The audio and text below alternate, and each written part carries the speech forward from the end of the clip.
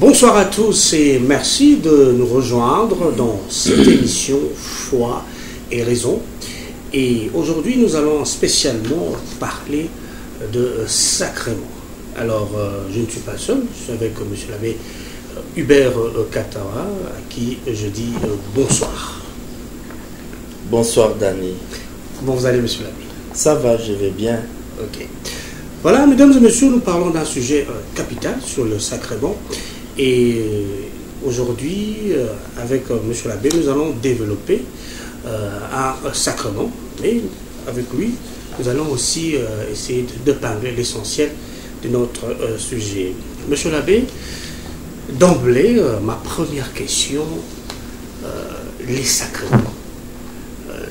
Dans l'Église catholique, quelle est l'importance et essayez de nous en parler brièvement. Quand nous parlons des sacrements, Oui. nous devons savoir qu'il s'agit bien des sacrements de la loi nouvelle. Et les sacrements ont été institués par le Christ lui-même. Lui-même. Oui, Ok. c'est le Christ lui-même. Nous n'avons pas inventé les sacrements, c'est le Christ qui les a institués. Oui. Et nous le savons tous, l'Église nous présente sept sacrements. Et au fond, tout part de la croix du Christ. Et son côté a été ouvert, transpercé par une lance, Oui. et il y a eu de l'eau et du sang. On dit source des sacrements, le cœur de Jésus. Le cœur transpercé nous donne les sacrements. Et dans les sacrements, c'est la vie de Dieu que nous recevons. Les sacrements font de nous font participer à cette vie divine. Et voilà ce que le Christ a fait pour nous. Nous disons qu'il y a 7 sacrements. C'est aussi pour dire que le Christ qui a aimé l'Église, qui s'est donné pour son Église, n'a pas abandonné l'Église. Il continue à prendre soin de son Église. Et quand nous parlons de l'Église, et nous le savons, l'Église c'est le peuple de Dieu. L'Église c'est cette famille des enfants de Dieu, constituée par nous tous qui croyons en lui. Voilà. Monsieur l'abbé, vous avez parlé en un 7, je cite, le baptême, la confirmation, l'Eucharistie, la pénitence, l'onction de malade, l'ordre et le mariage. Un peu de mots. Le 7. Oui. Oui.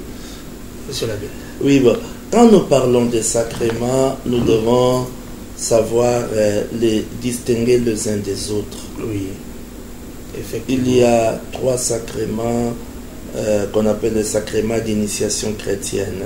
D'initiation Le chrétienne. sacrement de l'initiation chrétienne. Et là, nous avons le baptême, nous avons la confirmation et nous avons l'Eucharistie. Ok. Après cela, nous avons aussi ce qu'on appelle les sacrements de guérison. Dans les sacrements de guérison, nous avons la pénitence et nous avons l'onction des malades. Et enfin, nous avons ce qu'on appelle les sacrements au service de la communion et de la mission des fidèles. Au service de la communion. Ah, là, nous avons l'ordre et nous avons le mariage. Et là, nous voyons comment nous nous engageons. Et quand nous parlons des sacrements qui sont au nombre de 7, les 3 sacrements de l'initiation chrétienne, baptême, confirmation, Eucharistie. Au fond, ces sacrements-là, je pourrais dire, retracent les étapes importantes de la vie de l'homme. Je pourrais même dire que ça touche tous les moments importants de la vie de l'homme. La vie du chrétien surtout, parce qu'ici il s'agit des chrétiens. Quand on reçoit le baptême, on devient chrétien. Mais la vie de l'homme en général commence par quoi? par la naissance, non? Effectivement. Nous naissons un jour, nous devons grandir, c'est-à-dire nous devons croître, hein? Mais en grandissant, il peut nous arriver aussi, hein, de passer à des moments d'instabilité. L'instabilité peut être corporelle, l'instabilité peut être spirituelle, non? Donc, nous pouvons tomber dans le péché, nous pouvons être malades aussi dans notre corps, hein? Et voilà, j'ai parlé de la naissance. La naissance, c'est avec le baptême, hein? La naissance avec le baptême, une nouvelle vie qui commence. Et nous devenons enfants de Dieu. Mais à part la naissance, nous avons la croissance. L'enfant qui naît doit grandir. Mais pour grandir, pour croître, il faut qu'on les nourrisse, non? Et nous sommes nourris. C'est le corps du Christ, l'Eucharistie, qui nous nourrit. Et la confirmation nous fortifie. Et nous sommes des êtres fragiles.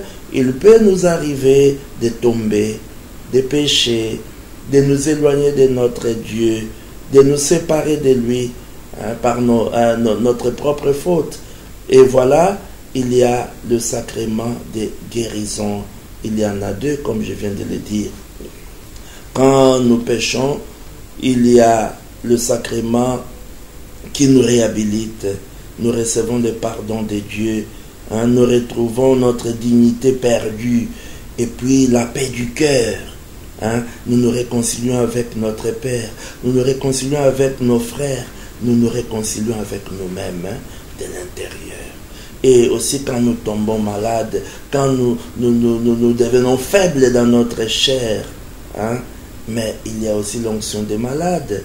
D'ailleurs, le cardinal Lustiger, de pieuse mémoire, Jean-Marie Lustiger, archevêque de Paris, dit appeler l'onction des malades le sacrement de la santé.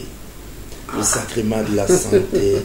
Et parce que autrefois, quand on disait l'extrême onction, c'est-à-dire que on attendait que quelqu'un soit presque à l'agonie, hein, et puis bon, on appelle le prêtre.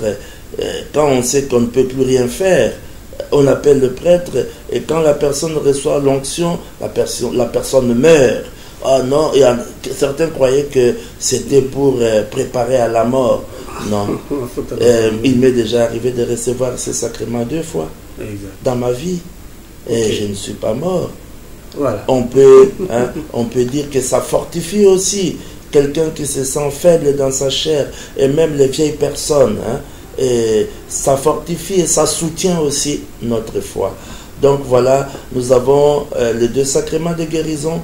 Mais comme je viens de dire, il y a des sacrements qui sont au service, hein, de la communion, et des sacrements qui nous engagent. Hein. Nous sommes envoyés en mission.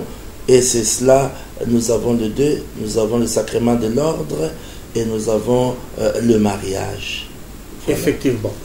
Voilà, mesdames et messieurs, monsieur l'abbé a brossé, voilà, le 7 sacrements, où justement montre aussi les fondamentaux de notre foi chrétienne. Monsieur l'abbé, vous avez parlé de la naissance, du baptême. Voilà, cette entrée, cette naissance en tant que chrétien. Comment pourriez-vous définir un peu le terme baptême? Voilà. Et quand nous parlons du baptême, n'oublions pas que d'abord, le baptême a toujours été considéré comme la porte des sacrements. Ok. Vous ne pouvez pas recevoir un sacrement, un autre sacrement, sans passer par le baptême. Non. Le baptême, c'est la porte des sacrements. Comment recevoir l'Eucharistie? Comment recevoir la confirmation sans passer par le baptême? Le baptême fait de nous les enfants de Dieu. Le baptême nous configure au Christ. Nous participons même à la mission du Christ. Oui. Par le baptême, nous aussi, nous devenons avec le Christ comme le Christ, prêtre, prophète et roi. D'ailleurs, on a toujours parlé de la triple mission du Christ. Ok. Hein? Alors la mission sacerdotale, la mission prophétique, la mission royale. Donc il faut passer par le baptême. C'est la porte d'entrée. La porte qui fait de nous membres d'une très grande famille. Mais quand on parle du baptême, Oui.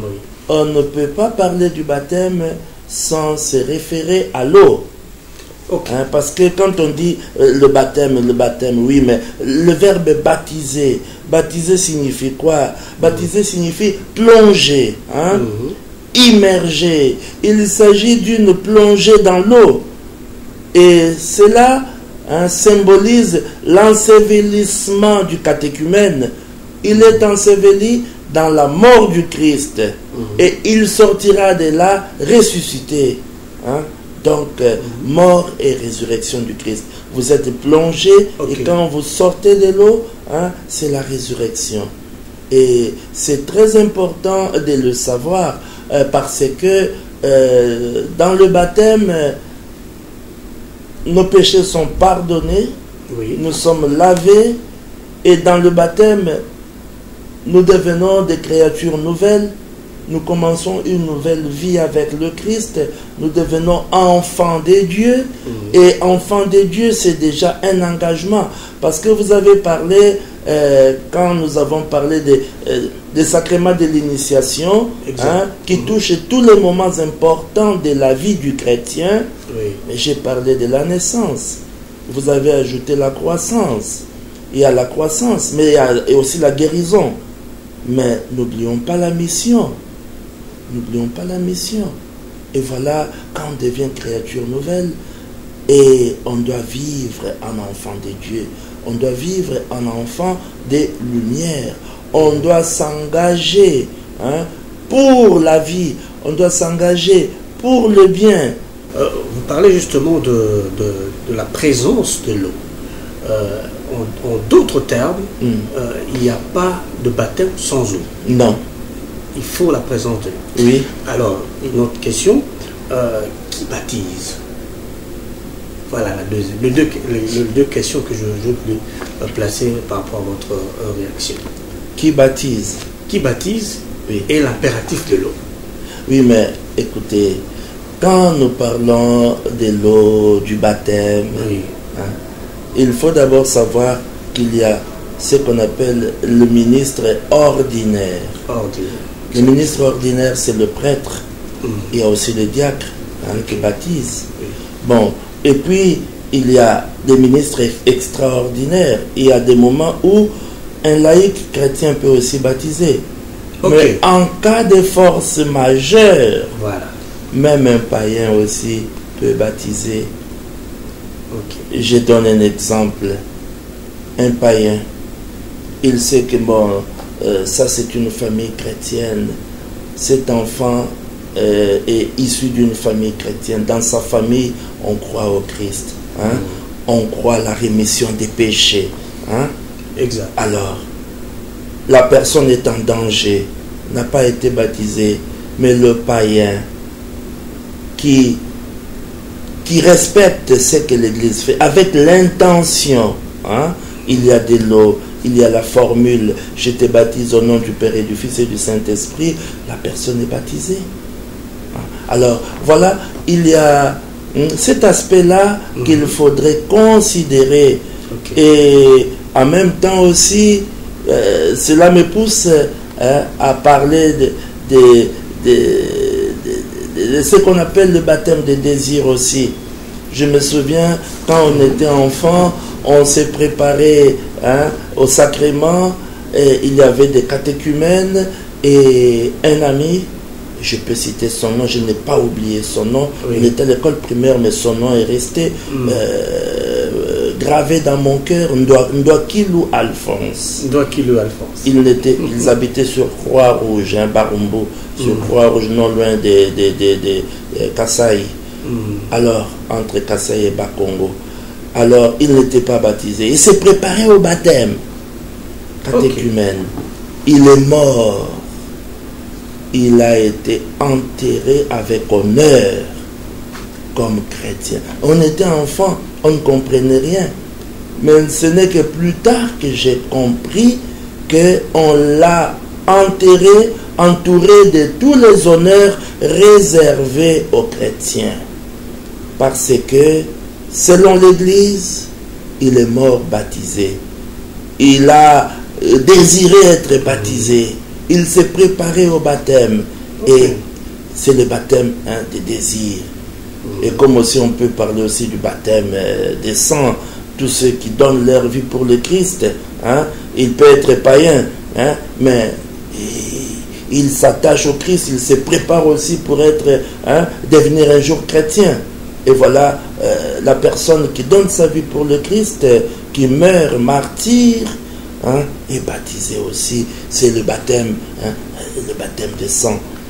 Donc voilà, c'est là simplement pour dire que le baptême c'est aussi un don, le baptême c'est une grâce. Exactement, je pourrais insister sur le concept que vous venez d'épingler, baptême comme don, oui, comme grâce, onction, illumination, vêtement d'incorruptibilité.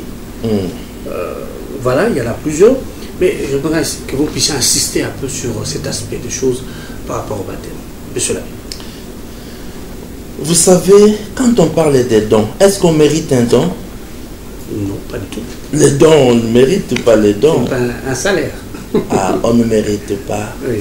Donc, quand on dit le baptême est un don, c'est un don magnifique, magnifique de Dieu. Oui. C'est-à-dire, le baptême est conféré même à ceux qui n'apportent rien.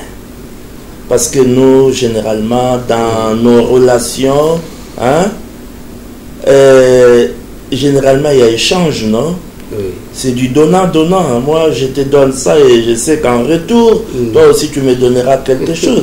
Mais non, le baptême est conféré même à ceux qui n'apportent rien. Et au fond, qu'est-ce que nous pouvons donner à Dieu?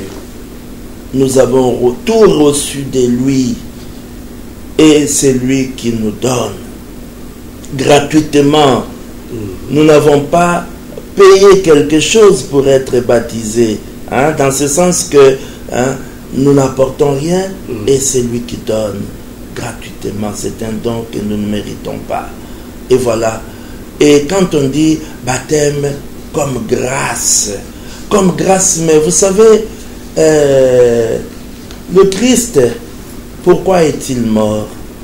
Lui-même, il a dit, ce ne sont pas les bien portants qui ont besoin du médecin, mais les malades, non? Oui. Je ne suis pas venu appeler je suis venu appeler les pécheurs, non? Pour qu'ils se convertissent et soient sauvés. Et non les saints, ceux qui ne pêchent pas. Et voilà. Donc le baptême est conféré même aux coupables. Donc, je peux aller visiter les prisonniers, il y a des aumôniers aussi, des prisons, et vous êtes là, il y a quelqu'un qui est condamné à mort, je ne sais pas si ça existe encore, peine de mort dans certains pays. Bon, quelle que soit la gravité de l'acte, de son délit, la personne qui demande le baptême, on ne peut pas le lui refuser.